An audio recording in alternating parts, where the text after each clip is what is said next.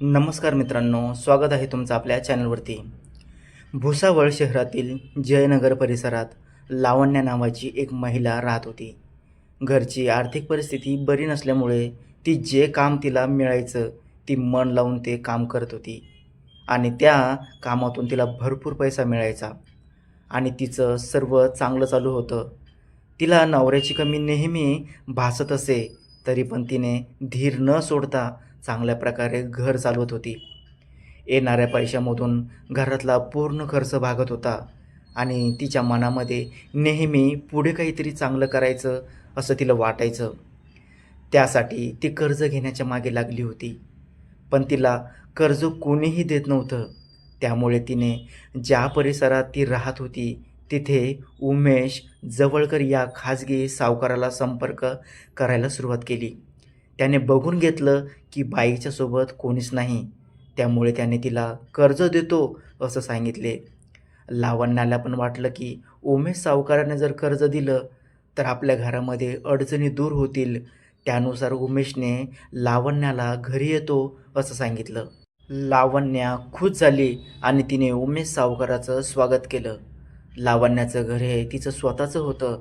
त्यामुळे उमेशने तिला विचारलं की तुला किती कर्ज हवंय? तेव्हा लावण्याने सांगितले 80,000 रुपये लागतील.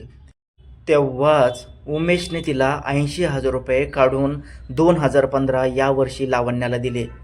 पैसे देताना उमेशने लावण्याला सांगितले होते की प्रत्येक महिन्याला व्याज तुम्हाला द्यावं लागेल. ती हो म्हणाली आणि तिने लगेच 80,000 रुपये रक्कम तिच्याजवळ घेतली. आता पैसे आले होते, ती आनंदी होती. तिला वाटलं आता घरामधल्या ज्या पण अडचणी आहे त्या मी दूर करेल. पण अचानकच तिच्या दिवसामध्ये तिचा ॲक्सिडेंट झाला आणि तिच्या हातापायाला मार लागला. त्यामुळे त्यामधली भरपूर रक्कम तिच्या दवाखान्यामध्येच गेली. आता ती चालू झालेल्या महिन्याचा व्याज देत होती. उमेश प्रत्येक महिन्याला व्याजाचे पैसे घेण्यासाठी घरी येऊ लागला. तो पैशाच्या बहाण्याने लावण्याच्या शरीराकडे बघू लागला. लावण्या तरुण होती, अंगकाठीने मेंटेन होती. तिच्या कोणत्याही अवयवाकडे जर बघितलं तर माणूस तिच्याकडे बघतच राहील असं तिचं शरीर होतं. रंगाने गोरी पान होती. त्यामुळे उमेश तिचा अंदाज काढत होता की ती त्याच्या जाळ्यात येईल का. पण लावण्याही मेहनती होती. ती कष्ट करून खाणारी बाई होती. तिच्या मनामध्ये उमेशबद्दल असं काहीच नव्हतं. आता उमेश प्रत्येक महिन्याला व्याज घेण्यासाठी लावण्याच्या घरी यायचा. लावण्या त्याला कधी चहा, कधी कॉफी आणि सोबत व्याजाचे पैसे द्यायची. काही महिने असेच निघून गेले आणि नंतर काही दिवसामध्ये तिच्यावर घरातल्या काही अडचणी आल्या. त्यामुळे तिने काही महिने व्याजाचे पैसे दिलेच नाही आणि उमेशला सांगितले की मी तुम्हाला जे पण माझे थकलेले पैसे आहे मी तुम्हाला एक खट्टी देऊन टाकेल. तेव्हा उमेश म्हणाला जर तुम्ही माझे वेळोवेळी व्याज नाही दिलं तर आणखी व्याज वाढत जाईल. तुम्ही हे मला कुठून देणार एवढे पैसे? आणि तेव्हा तो लावण्याला ज्या शरीराकडे नको पाहायला पाहिजे तो त्या ठिकाणी लक्षपूर्वक बघत होता.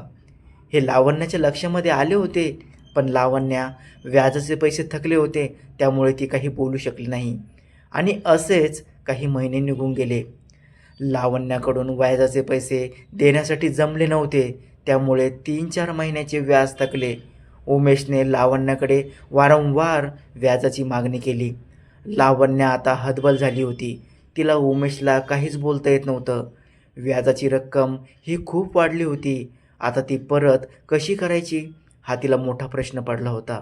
तेव्हाच उमेशने तिच्याकडे शरीर संबंधाची मागणी करायला सुरुवात केली. उमेशच्या या मागणीने लावण्या खूप परेशान झाली, कारण की तिच्याकडेही काहीच पर्याय नव्हता. तिने 2 दिवसाच्या नंतर तुमच्या पैशाची काहीतरी व्यवस्था लावते असे लावण्याने उमेशला सांगितले. उमेशला वाटलं ही कशीही करून माझे पैसे मला परत करेल आणि ही माझ्या हातातून जाईल. त्यामुळे त्याने रागावून तिला म्हटला की मी 2 दिवस थांबू शकणार नाही. मला पैसे लवकर पाहिजे, नाहीतर मी तुझ्या घरामधलं सामान पूर्ण घेऊन जाईल. तेव्हा लावण्याने त्याला होकार दिला. पण आता एवढे पैसे तिच्याकडून कुठून येणार नव्हते. पण तरीही लावण्याला आशा होती की कुठून तरी पैसा जमा होतील.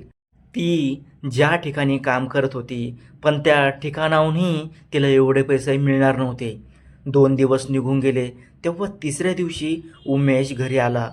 तेव्हा लावण्याने उमेशला सांगितलं की मी पैशाची व्यवस्था करू शकली नाही. तेव्हा उमेश हा मनातून खूपच खुश झाला. त्याला कसंही करून लावण्याला खोबऱ्याच्या थेंबाने जिरवायला पाहिजे होती आणि त्याची ही इच्छा पूर्ण करण्यासाठी लावण्याने त्याला होकार दिला. उमेशने लावण्याला स्पष्ट सांगितले की तू मला व्याजाचे पैसे देऊ नको, पण तू असे संबंध ठेव. मला तू व्याज देऊ नको. यासाठी मनामध्ये नसतानाही लावण्या हो म्हणाली, कारण की तिच्याकडे देण्यासाठी व्याजाचे पैसे नव्हते. त्यामुळे तिने चांगलाच विचार केला आणि पुढे अडचणी वाढण्यापेक्षा तिने उमेशला साथ द्यायला सुरुवात केली. आता लावण्यालाही चांगलं वाटू लागले होते. व्याजाचे पैसेही द्यायचे नव्हते आणि नवऱ्याची कमतरता पूर्ण होऊ लागली होती. आता त्यांच्यामध्ये जे चालू होतं ते नियमित प्रकारे चालू होतं. उमेश हा मनसोक्त खोबऱ्याच्या थेंबाने तिची जिरवत होता.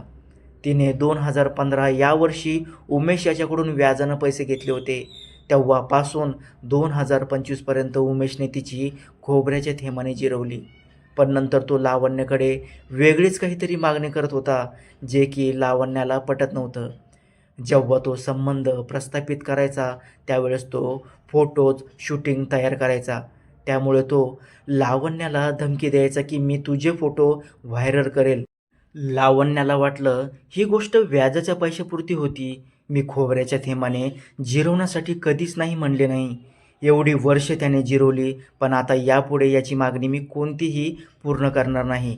त्यामुळे तिने विचार केला की मी याचे व्याजाचे पैसे फेडून याच्या जाळ्यातून सुटेल. तेव्हा उमेशने लावण्याला म्हणाला, मला आत्ताच पैसे पाहिजे, नाहीतर तुझं घर माझ्या नावावर कर. लावण्या चांगलीच परेशान झाली होती. त्यामुळे लावण्याने कागदावरती त्याला घर लिहून दिले. आता मात्र लावण्या पूर्णपणे हतबल झाली होती, कारण उमेशने तिची एवढे दिवस खोबऱ्याच्या थेंबाने चांगली जिरवली होती आणि तिच्याकडून तिचं घरही घेतलं. त्यामुळे लावण्याने भुसावळ पोलीस स्टेशन गाठलं. त्या ठिकाणी तिने उमेश याच्याकडून पैसे घेतले. त्याच्या बदल्यात त्याने 2015पासून तर ते 2025पर्यंत संबंध केले. त्यानंतर त्याने माझं राहतं घरसुद्धा त्याच्या नावावर करून घेतले. एवढी वर्ष व्याजाचे पैसे दिले देखील उमेश म्हणतो पैसे दिले नाही. आता उमेशने माझं घर त्याच्या नावावरती करून घेतलं. त्यामुळे तो मला कधीही घरातून काढून देईल, अशी तिने त्याच्या विरुद्ध तक्रार केली. पोलिसांनी तात्काळ लावण्याची तक्रार लिहून घेतली आणि उमेश सावकाराला ताब्यात घेतले. त्याची कसून चौकशी केल्यानंतर त्याने सांगितले तिने व्याजाचे पैसे दिले होते आणि संबंध केले, हे त्याने कबूल केलं. पोलिसांनी लगेच त्याला गजाआड केलं. मित्रांनो, एखादी व्यक्ती जेव्हा आपल्याला मदत करते याचा अर्थ त्याने कोणतीही मागणी केली त्यासाठी हो म्हणणे योग्य नाही.